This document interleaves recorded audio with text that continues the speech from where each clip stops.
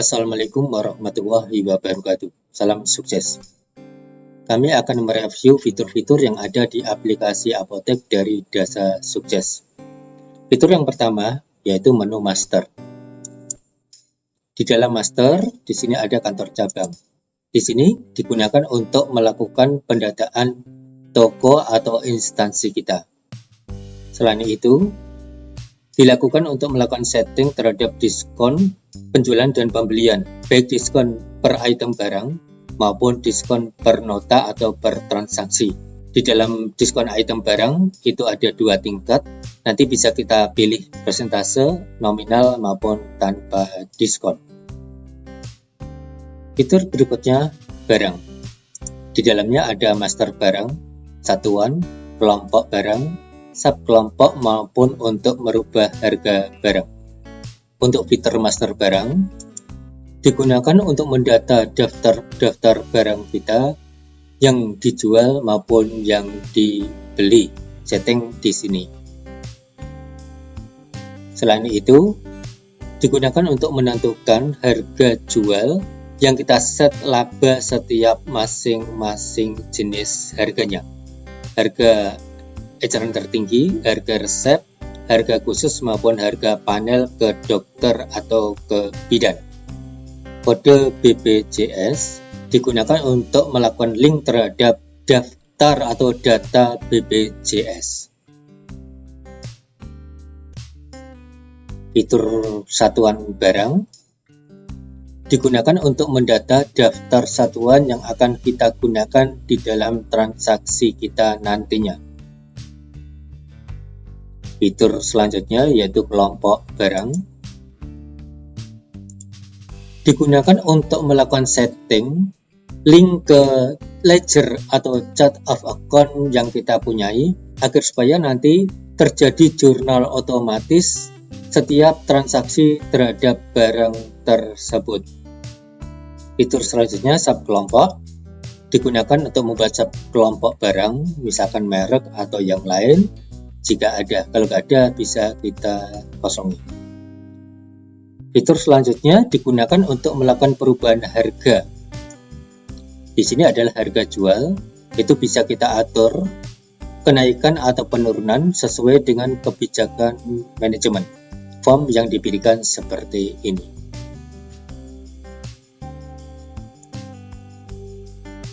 Di dalam master ada fitur berikutnya yaitu customer dan dokter, yang di dalamnya ada master customer atau dokter atau bidan atau mitra, beserta tipe customer, dokter atau mitra.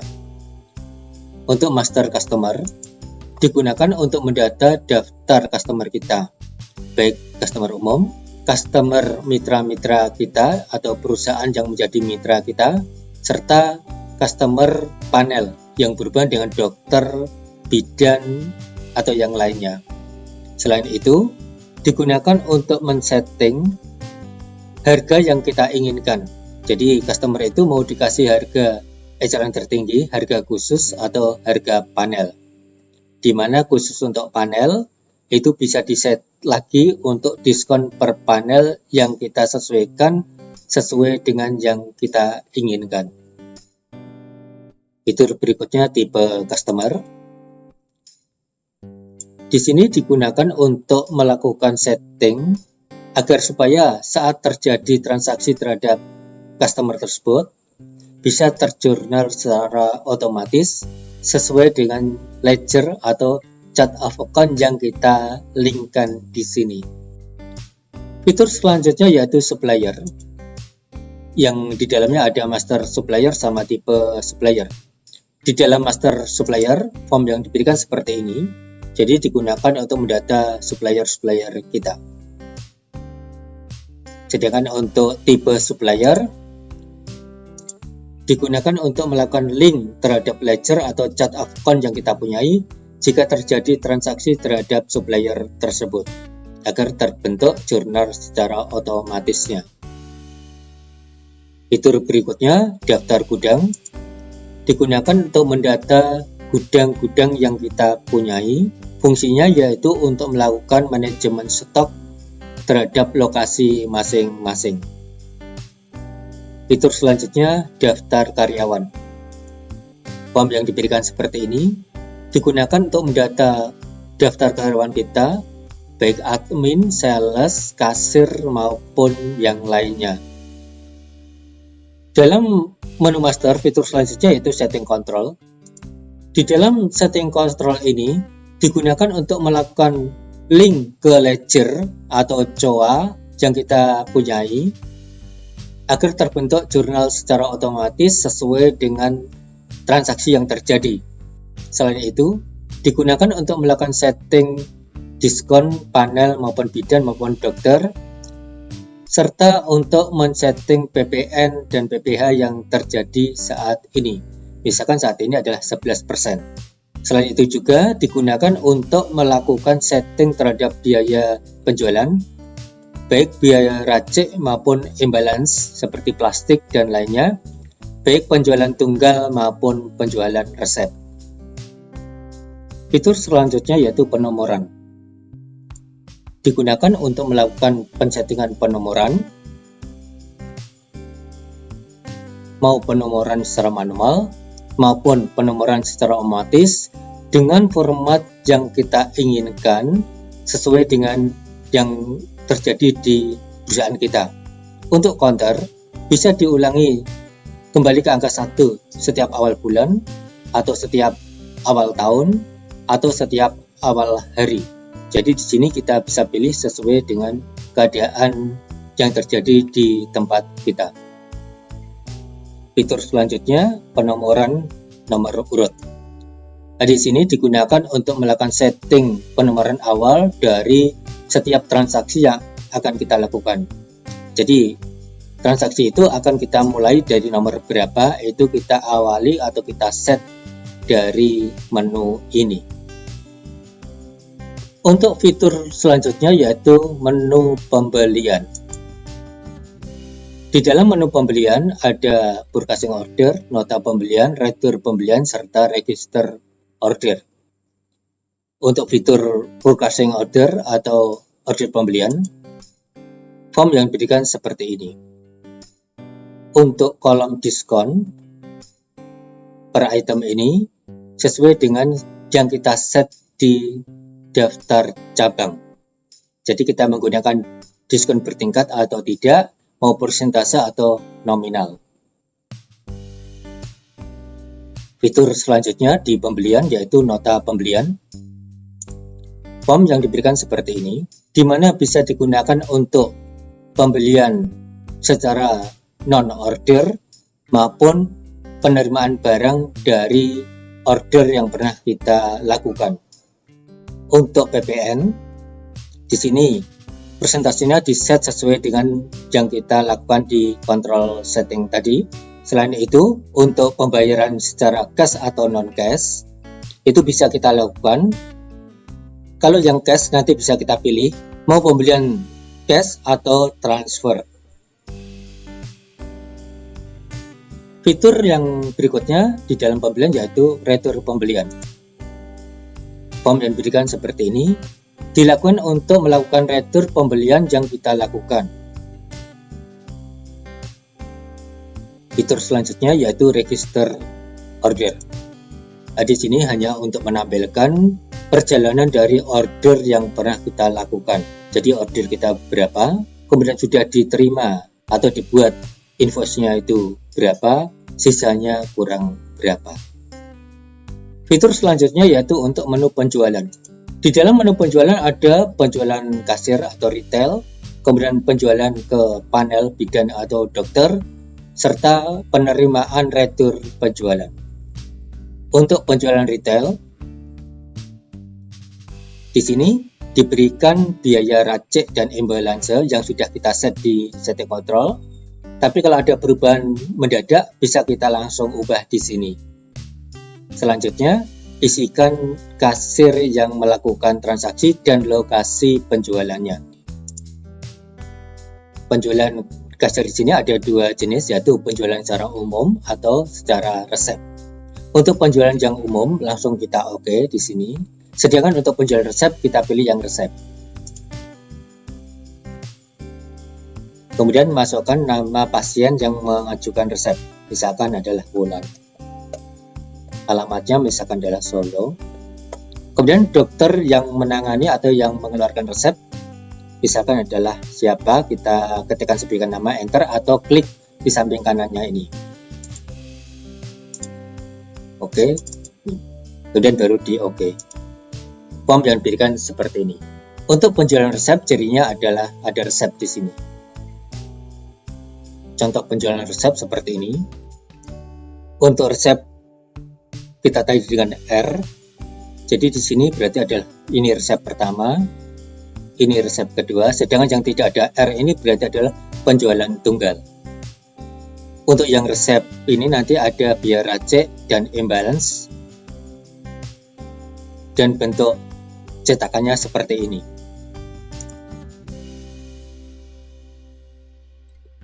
Fitur penjualan yang berikutnya yaitu penjualan ke dokter, ke bidan, atau ke panel kita. Form yang diberikan seperti ini. Di sini juga bisa melakukan penjualan secara cash atau non-cash dengan pembayaran secara cash ke kas kita atau ke transfer ke bank. Fitur selanjutnya yaitu retur penjualan, digunakan untuk menerima retur penjualan atau barang-barang yang diretur ke kita, baik itu penjualan toko, retail, maupun penjualan dari panel kita. Form yang diberikan seperti ini, di mana retur penjualan ini nanti bisa digunakan yaitu nilai returnya untuk potong nota maupun dibayar secara cash. Fitur selanjutnya yaitu untuk menu inventory. Terdiri dari mutasi gudang, pemakaian barang, adjustment stock, dan stock opnam. Untuk fitur mutasi gudang, dilakukan untuk melakukan pemindahan barang dari gudang satu ke gudang lainnya. Form seperti ini. Untuk fitur pemakaian barang, digunakan untuk melakukan pendataan barang yang dipakai untuk kebutuhan rumah tangga kantor. Form yang diberikan seperti ini. Fitur selanjutnya yaitu adjustment stock. Digunakan untuk melakukan penyesuaian stok dari stok fisik sesungguhnya dengan stok di komputer. Bisa dilakukan adjustment tambah maupun kurang. Fitur selanjutnya di inventory yaitu stock opnam. Dilakukan untuk melakukan stok opnam barang secara fisik yang akan digunakan sebagai acuan untuk awal stok di periode berikutnya. Fitur menu selanjutnya yaitu keuangan. Terdiri dari pelunasan piutang, uang muka atau DP customer, kas masuk lain-lain, kemudian pelunasan atau pembayaran hutang, DP ke supplier, serta pencatat biaya-biaya rumah tangga. Untuk fitur pelunasan piutang, contoh seperti ini, di mana kita bisa melakukan pembayaran secara cash, pakai giro atau cek, atau pakai uang muka. Kemudian ada lagi yaitu digunakan untuk melakukan pembayaran atau alokasi pembayaran setiap nota. Ini bisa dilakukan pelunasan maupun untuk pembayaran cicilan. Fitur berikutnya yaitu untuk uang muka customer atau uang muka penjualan. Form yang diberikan contohnya seperti ini. Fitur selanjutnya yaitu kas masuk lain-lain. Form yang diberikan seperti ini, yaitu digunakan untuk melakukan penerimaan kas selain dari menu-menu yang pernah kita lakukan sebelumnya. Fitur untuk hutang yaitu untuk pembayaran hutang atau pelunasan maupun cicilan hutang. Contoh seperti ini. Jadi pembayaran juga bisa dilakukan secara cash, giro, atau uang muka. Kemudian alokasi untuk pembayaran per notanya, bisa pelunasan langsung atau cicilan pembayaran. Fitur selanjutnya, uang muka kita ke supplier. Contoh seperti ini, untuk mencatat data uang muka kita ke supplier. Fitur yang paling penting selanjutnya yaitu biaya-biaya rutin.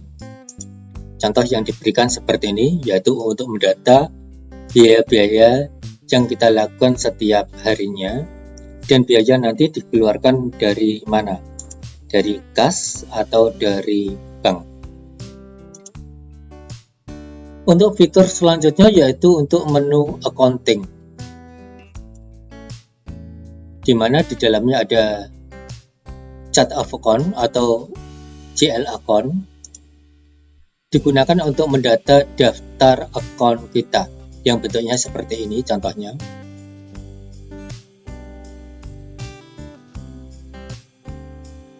Di sini juga harus kita set, yaitu termasuk akun kas, bank, neraca, laba rugi, atau HPP persediaan atau bukan. Fitur selanjutnya di accounting yaitu untuk penjurnalan, jurnal umum atau jurnal memorial. Contohnya seperti ini. Jadi debit dan kredit kita balance. Fitur selanjutnya yaitu display journal.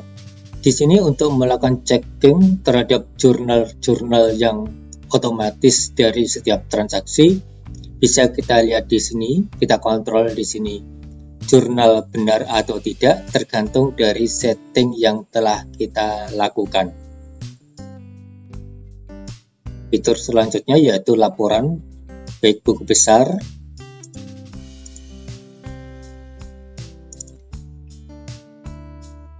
contoh seperti ini. Fitur laporan lain yang di accounting yaitu laba rugi, contoh seperti ini.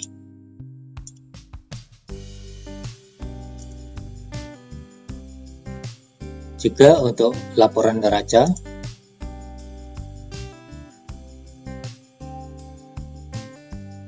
contoh seperti ini. Fitur lainnya yaitu kontrol cek dan giro. Di sini ditampilkan seluruh cek dan giro, baik yang di tangan maupun yang beredar. Di sini mau kita lakukan proses apa, bisa kita lakukan yaitu pencairan, badal cair, atau kosong. Fitur selanjutnya yaitu import data BPJS. Di sini digunakan untuk melakukan importing data dari transaksi di aplikasi BPJS. Fitur selanjutnya yaitu proses posting, yaitu digunakan untuk melakukan re-journal dalam periode bulan tertentu atau bulan yang aktif. Sedangkan untuk fitur tutup buku digunakan untuk melakukan penutupan buku accounting untuk bulan tertentu beserta untuk tutup data dan log. Fitur log ini juga sama dengan tadi, dilakukan untuk logging data atau mengunci data agar supaya data tidak bisa dirubah oleh sembarangan user. Fitur selanjutnya yang ada yaitu laporan-laporan. Di sini ada laporan master, terdiri dari master barang, master buyer, supplier, maupun master dokter. Ada lagi yaitu stok dan inventory. Jadi digunakan untuk melihat kartu stok barang, saldo dan mutasi barang, saldo akhir barang, kemudian untuk transaksi mutasi barang, adjustment stok, pemakaian barang, kemudian ada laporan stok opnam. Sedangkan untuk laporan hutang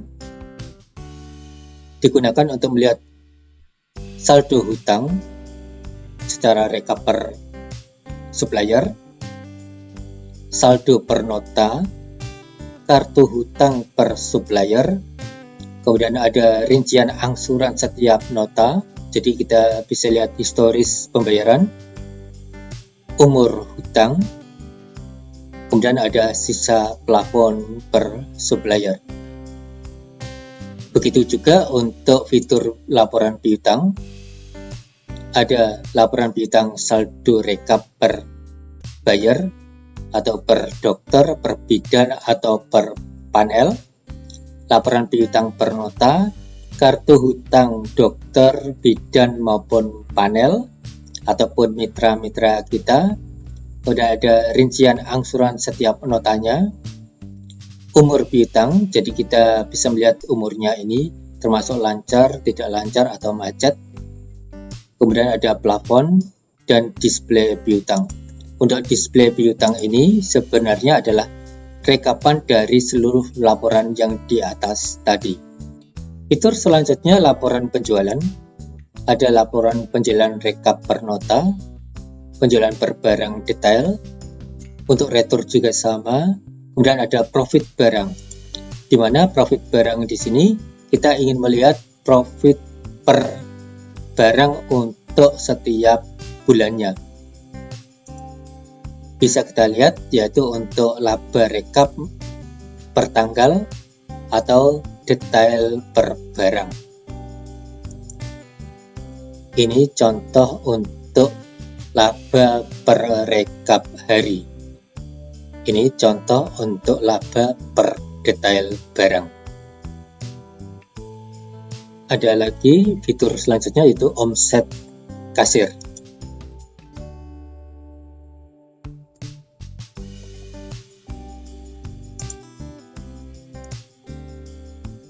Contoh seperti ini.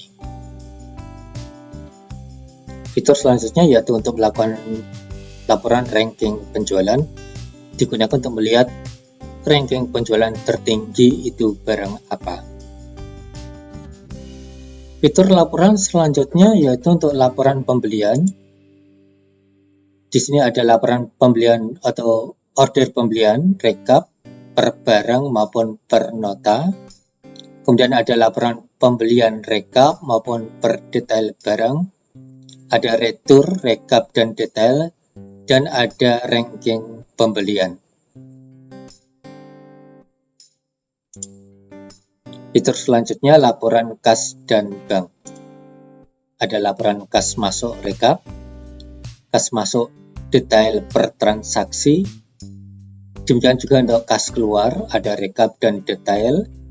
Kemudian laporan giro di tangan, kemudian laporan giro beredar, laporan uang muka, baik penjualan maupun pembelian, rekap maupun detail.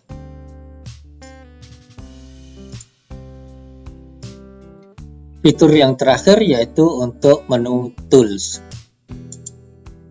Di sini ada ganti tanggal proses, yaitu untuk mengatur tanggal proses yang akan kita olah. Dan ada fitur pindah user, yaitu untuk perpindahan dari user satu ke user yang lain. Karena di sini nanti akan tertera nama setiap user di setiap transaksi sebagai tanggung jawab dari user tersebut. Dan ganti password dari user tertentu. Kemudian fitur selanjutnya yaitu untuk membuat user baru. Di sini bisa digunakan untuk membuat user baru maupun untuk mengoreksi user yang telah ada, untuk mengatur otorisasi hak dan menunya. Otorisasinya bisa melakukan apa? Kemudian menu yang kita berikan apa? Dia bisa melakukan entry, koreksi, hapus atau cetak. Kita atur sesuai kebutuhan. Demikian review fitur-fitur yang ada di aplikasi Apotek dari Dasa Sukses. Semoga bermanfaat. Terima kasih telah mampir ke channel kami. Semoga kita diberi kesehatan dan kesuksesan. Wassalamualaikum warahmatullahi wabarakatuh.